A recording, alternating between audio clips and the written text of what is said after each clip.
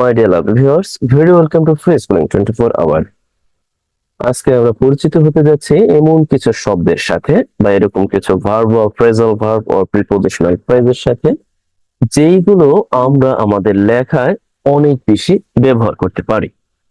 এখানে এক ঝলক একটু দেখে নিই, আমরা যদিও এগুলো নিয়ে বিস্তর আলোচনা করব, তারপরও এরকম কিছু ভার্ব বা এরকম কিছু শব্দ, এরকম কিছু প্রিপোজিশনাল ফ্রেজ আর ভার্বাল ফ্রেজ ও different type of parts of স্পিচের অংশ যেইগুলো আমরা কমনলি আমাদের ইংরেজি লেখায় ব্যবহার করতে পারি আমাদের প্রয়োজন মোতাবেক।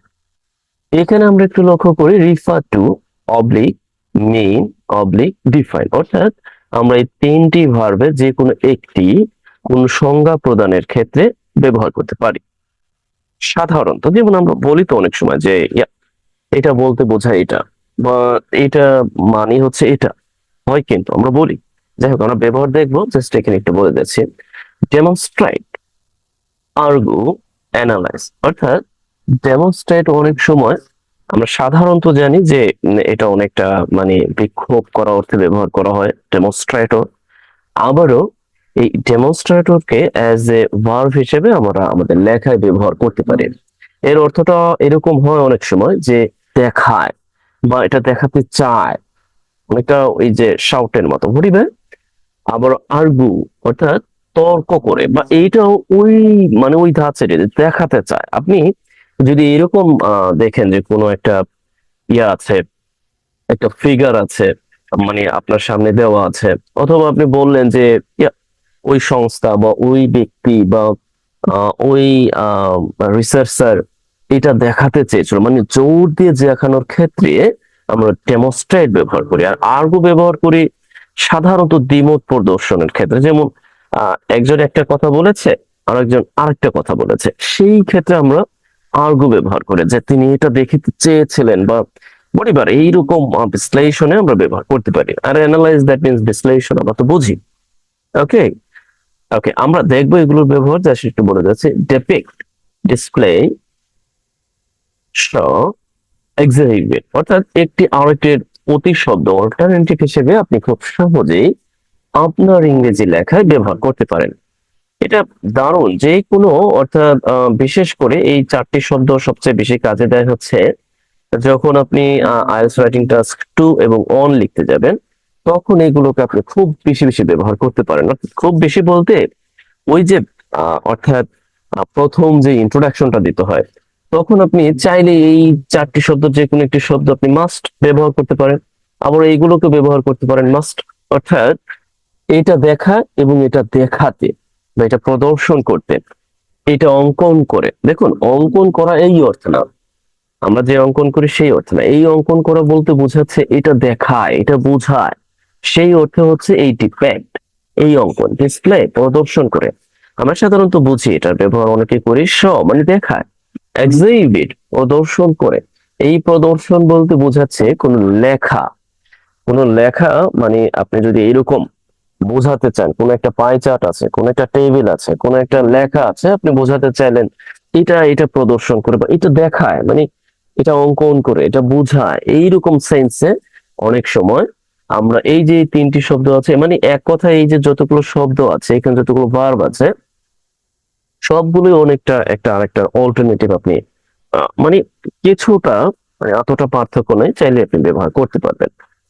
এরপরে আমরা যদি আরো কিছু শব্দের সাথে পরিচিত হই, যেমন এখানে আছে স্ক্রুটিনাইজ। স্ক্রুটিনাইজ দ্যাট মিনস খুঁটিয়ে খুঁটিয়ে ব্যাখ্যা করা। হয় না এরকম যে কোনো একটা টপিক লিখতে যাচ্ছেন বা আপনি নিজে লিখতে চাচ্ছেন, বা কারো কেউ কিছু বলতেছে, আপনি বললেন যে স্ক্রুটিনাইজ মানে খুঁটিয়ে খাটিয়ে তিনি ব্যাখ্যা করেছিলেন। এক্সপ্লোর, অন্বেষণ করা, এটা যে অনেক বেশি ব্যবহার হয় একাডেমিক রাইটিং এ। Scrutinise, explore, anatomise, that means অন্বেষণ করা, খুঁটিয়ে খুঁটিয়ে ব্যাখ্যা করা। দেখবেন আপনারা যখনই কোনো কিছু লিখতে যান একেবারে প্রারম্ভিক পর্যায়ে, তখন বা মেইন বডিতে, তখন লক্ষ্য করবেন যে খুঁটিয়ে খুঁটিয়ে বা অন্বেষণ করা বা দেখার চেষ্টা করা, এই শব্দগুলোকে আপনি সহজে লিখতে পারেন। সেই পরিপ্রেক্ষিতে এই শব্দগুলো বা এই ভার্ব গুলো নেওয়া। এরপর আমরা যদি একটু লক্ষ্য করি, এখানে আছে find for, look for, search for. দেখুন, আমরা অনেক সময় লিখি যে আমি খুঁজেছি বা সে খুঁজেছে বা সে খুঁজে পেয়েছে, আমরা এগুলো পেয়েছে দ্যাট মিনস ফাউন্ড দিতে পারি। ওকে, লুক ফর সে খুঁজেছিল। Okay, and look for search for একই শব্দ। অনুসন্ধান করা, অনুসন্ধান করেছিল, আমরা জানি যে অনুসন্ধান দ্যাট মিনস ইনভেস্টিগেট। আমরা যদি চাই এই যে এই শব্দগুলো অর্থাৎ ভার্বাল ফ্রেজ গুলো দিয়ে বা অ্যাপ্রোপ্রিয়েট প্রিপোজিশন দিয়ে আমরা কিন্তু খুব সহজেই করতে পারি। এরপরে ডিমান্ড ফর, ক্লেইম, এগুলো দাবি করা, চাওয়া। ফর আমরা কিন্তু এগুলোর সাথে মোটামুটি পরিচিত। এরপরে এখানে আছে look after, take care, attend one, এগুলোর অর্থ সেবা করা, যত্ন নেওয়া। এখানে আরো ইনভলভ করা যায়, আমরা চাইলে এখানে ওয়েট আপন দিতে পারি। ওয়েট আপন, দেখুন কিছু শব্দ আছে, আপনি যদি দেখেন যে এক বা একাধিক শব্দ আছে, আপনি যে কোনো একটা ব্যবহার করবেন। এখানে take care, attend one and look after, যে কোনো একটা ব্যবহার করবেন। আবার আপনি চাইলে ওয়েট আপন দিতে পারবেন। ওকে, এরপর আমরা একটু দেখি, এখানে আছে এটা তো আমরা জানি, সবাই ব্যবহার করি commonly, generally, usually, easily. Okay, with with, এগুলো নিয়েও আমার বেশ ইয়ে আছে, অর্থাৎ অনেক ক্লাস আছে। যদি আমরা ব্যবহার দেখবো, ইন অর্ডার টু, কিছু করতে, অনেকটা ইনফিনিটিভের মতো আর কি। যদি প্রিপোজিশনাল ইয়া, বাট ইনফিনিট, অর্থাৎ এটা যখন আমরা ব্যবহার করি সেই অংশটুকু, সম্পূর্ণ অংশটুকু আবার বলা হয় হচ্ছে অ্যাডভার্ব, অর্থাৎ ভার্বাল অর অ্যাডভার্বিয়াল রিজন অথবা রিজন অফ অ্যাডভার্ব। এবার আমরা পরের সময় দেখতে পাবো। এরপরে ইন অ্যাকর্ডেন্স উইথ, অনুযায়ী, in contrast with, okay sorry, এটা একটা বিপরীত। ওকে, ইন কন্ট্রাস্ট উইথ মানে বিপরীত, আর in accordance with that means হচ্ছে অনুযায়ী। ওকে, এখানে জাস্ট আমি একটু একসাথে লিখে ফেলেছি। আমি এখানে একটা অবলিক দিয়ে লিখে দিতে পারি যে বিপরীত। বিপরীতে এরকম অর্থ ব্যবহার। ওকে, বিপরীত, বিপরীতে। In lieu of, in spite of, instead of, that means পরিবর্তে, instead শুধু of নয়, to কারণে। আবারও এখানে যদি আমরা আরেকটা চাই, এরকম দিতে পারি যে because of. Okay, because of এর অর্থটা হচ্ছে আপনি বলতে পারেন যে কারণে। ওকে, এরপরে আছে মানে এগুলো হচ্ছে মনে করেন প্রিপোজিশনাল অংশ আর অ্যাডভার্বিয়াল ফ্রেজেস, প্রিপোজিশনাল ফ্রেজেস, এই সবগুলোর সমন্বয়ে। এরপর আরো আছে, এখানে আরো আছে and based on, in regards to. দেখুন আমরা যখন কোনো কিছু সম্পর্কে বলতে যাব বা কোনো কিছু ভিত্তি ভিত্তি করে আমরা বলি না যে হ্যাঁ ওইটার বেসিসে বা ওইটার উপর ভিত্তি করে তিনি এইটা করেছেন, সেই সেন্সে কিন্তু আমরা খুব সহজেই based on, regards to, in terms of, এইগুলোকে লিখতে পারি।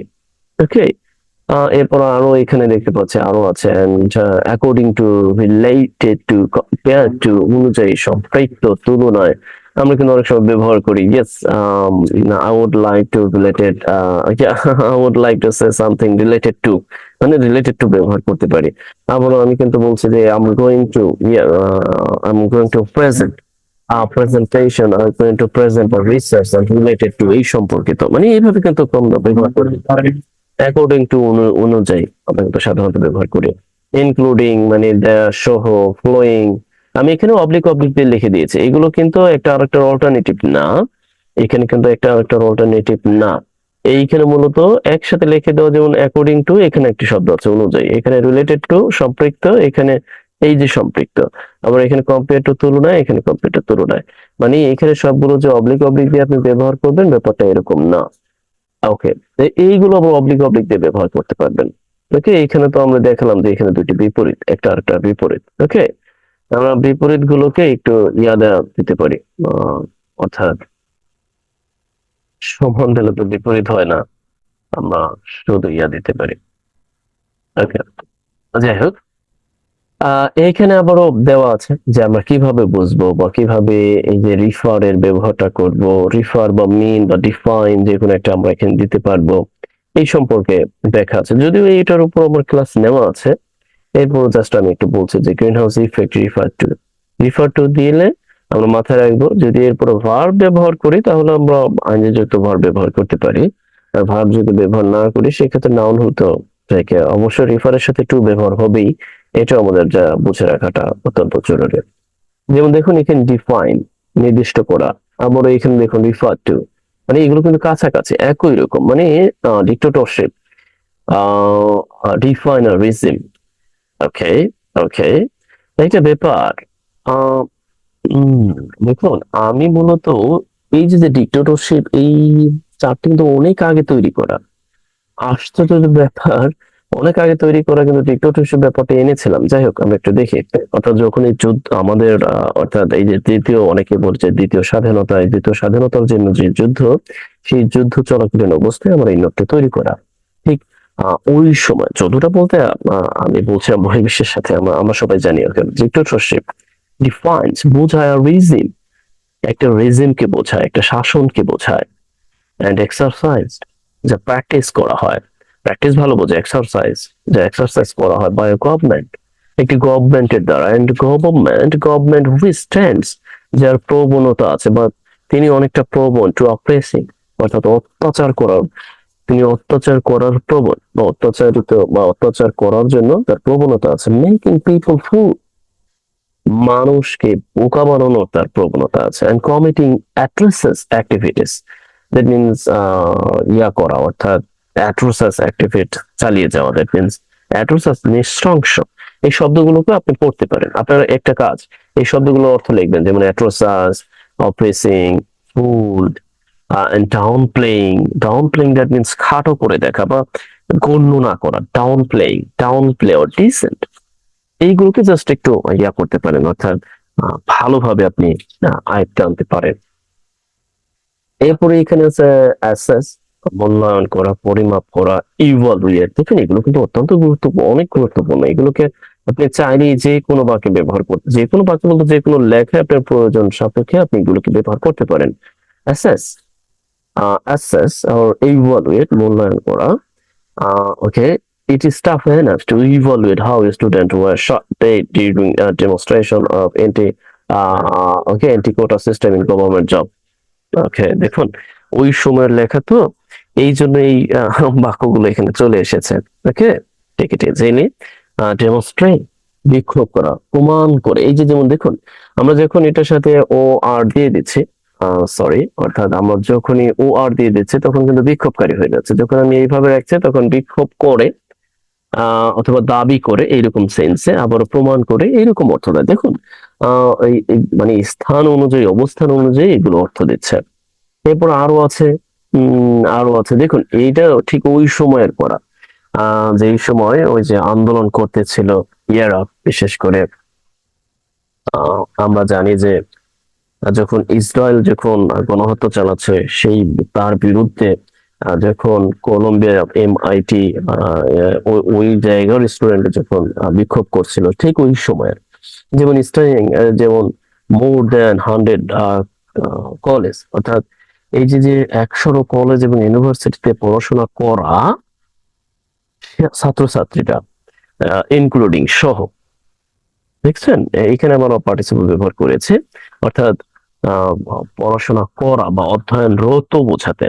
And Colombia and MIT are demonstrating against the US, okay, US assistant for Israel. এটা আপনারা বলছেন, and আর্গু, দেখানো, অ্যানালাইজ, বিশ্লেষণ করা, খুঁটি খুঁটি, এগুলো দেখেছি। আপনি চাইলে এগুলো যে কোনো শব্দ দিয়ে আপনি বাক্য তৈরি করতে পারেন। দেখুন, এইগুলো দিয়ে যদি আপনি বাক্য তৈরি করেন, আপনি মাথায় রাখবেন যে স্পেসিফিকলি কিছু শব্দ আপনি শিখেছেন, যেগুলো দিয়ে আপনি আহ মানে সুন্দর সুন্দর বাক্য তৈরি করতে পারেন এবং আপনার মাথায় রাখতে পারেন। প্রোভাইড উইথ দিয়ে আপনি বাক্য তৈরি করতে পারেন, এন্ড দ্যাট মিনস দেওয়া। যেমন প্রোভাইড উইথ যখন ব্যবহার হবে, আমরা মাথায় রাখবো যে প্রোভাইড, এরপরে আমরা এই যে যেমন অর্থাৎ প্রোনাউন বা আমরা যাকে দিচ্ছি বা যাকে দেওয়া হচ্ছে তাকে ব্যবহার করব। এটা অ্যাক্টিভ সেন্সে। প্যাসিভ সেন্সে আপনি সরাসরি প্রোভাইড উইথ, এরপরে হচ্ছে আপনি যা দিতে যাচ্ছেন তা এখানে দিয়ে দিবেন বা যাকে দিতে যাচ্ছেন তাকে দিয়ে দিবেন। And we are waiting to see the interim government will provide us with, okay, update করা হয়েছে। এখানে আমার ইন্টারিম গভর্নমেন্ট চলে এসেছে। ওয়াট দ্যাট মিনস আমরা দেরি করতেছি, দেখতেছি, যে ওয়েট এন্ড সি, দেরি করি এবং দেখি যে ইন্টারিম গভর্নমেন্ট আসলে আমাদের কি দেয়। এন্ড লুক আফটার, দেখাশোনা করা, সেবা করা, টেক কেয়ার, এরকম অনেক আছে। এরকম এই সবগুলো দিয়ে এখানে আছে, বাক্য তৈরি আছে খুব সুন্দরভাবে।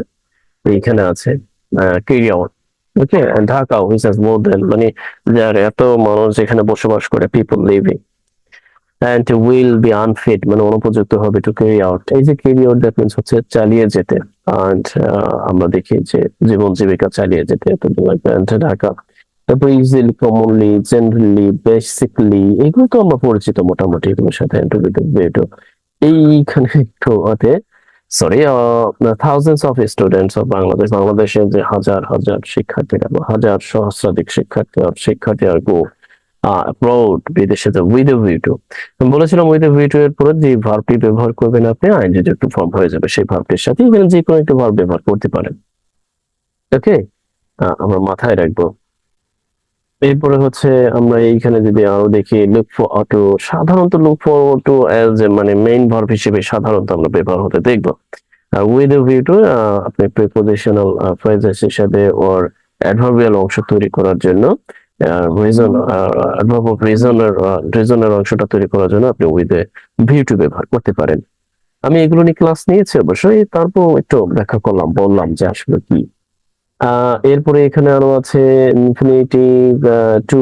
আমরা জানি যে ইনফিনিটিভ টু ব্যবহার করা যায়, এগুলো ব্যবহার ভালোভাবে জানলে টু প্লাস ভার্ব, এগুলো ব্যবহার ইন কন্ট্রাস্ট টু, যেমন বিপরীত। ওকে, আমি কিন্তু বলেছিলাম ইন কন্ট্রাস্ট টু, আবার ইন কন্ট্রাক্ট উইথ, এগুলোর অর্থ হচ্ছে বিপরীতে। যেমন এখানে কতগুলো ইয়ে আছে, অর্থাৎ প্রিপোজিশনাল ফ্রেজেস বলেন ওর অ্যাডভার্বিয়াল ফ্রেজেস বলেন, অনেকগুলো আছে।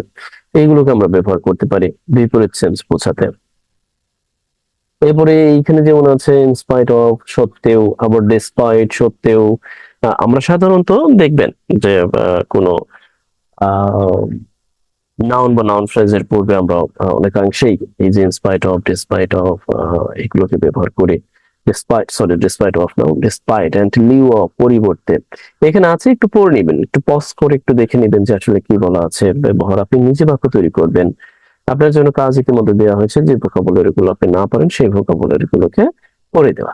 আর আরো কিছু কাজ দিব অবশ্য আপনাকে, কারণ কাজ এই যেমন এখানে আমি করিনি টু কারণে, এগুলোকে কিন্তু যে কোনো নাউন বা নাউন ফ্রেজের পূর্বে আমরা বসাতে পারি। ওকে, যে টু কারণে হয় না যে আমি এই কারণে ওটা করতে পারিনি, ওই কারণে এটা করতে পারিনি, বা এটা বাংলাদেশে এটা ঘটে গেলো এই কারণে, হয় না?